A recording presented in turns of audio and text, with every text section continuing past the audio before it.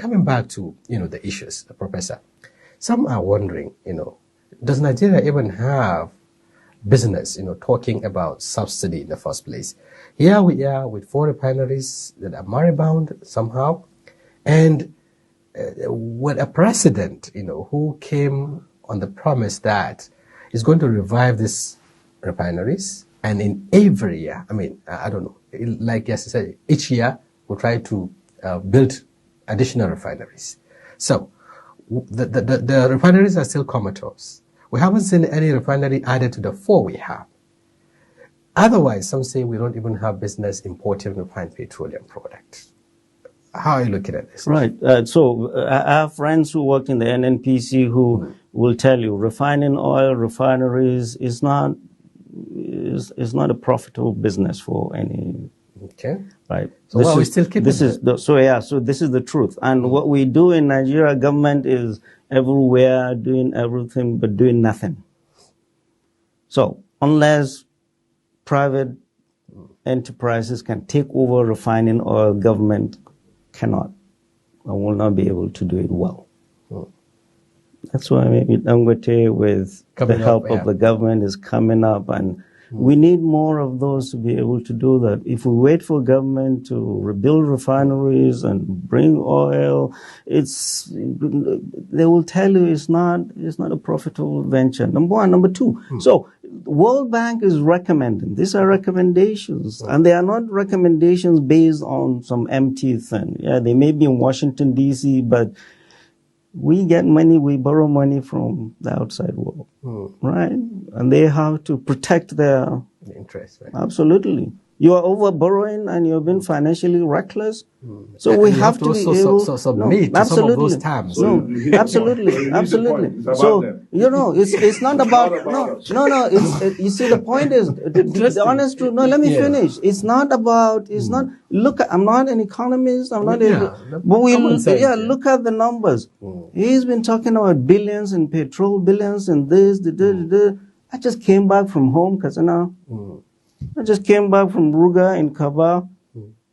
All the money is here or in Lagos.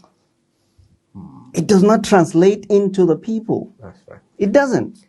So we're just talking. Let me finish. So the World Bank's recommendation, I'm not an economist, but the reality, the president was talking about this before he got into government.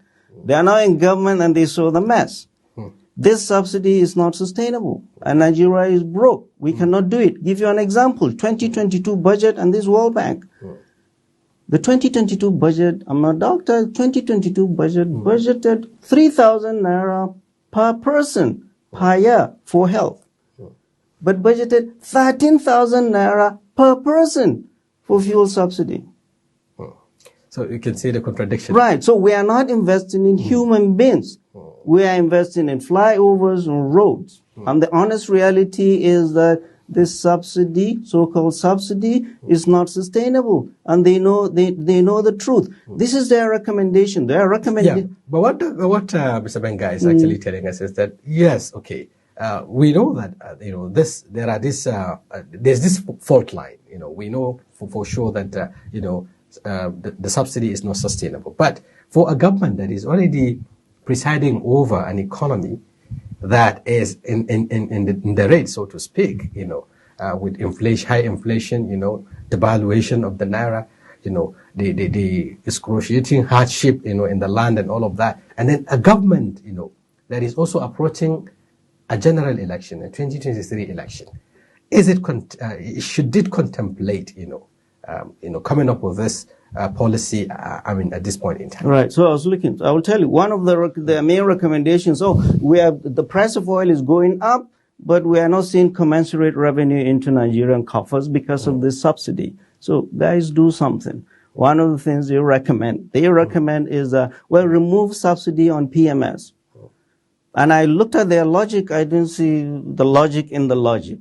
They are saying 40% of those 3% low income people do not buy or do not buy PMS. They say it's you and I that buys PMS, right? That's what they say. That's not true.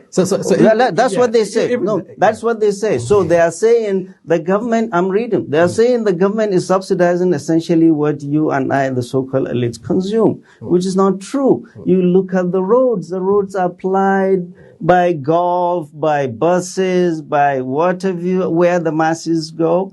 Yeah, the trucks are run by diesel, and that has already been removed. So the logic is different, is not domesticated to the Nigerian issue. This is what they recommend in other parts of the world. Yeah. In other parts of the world, they remove subsidy on PMS before removing subsidy on kerosene and diesel. But Nigeria, we did it backwards. Yeah, that's right. Others have already been deregulated. The kerosene, gas and all of that have been cooking gas. But this will be a difficult one.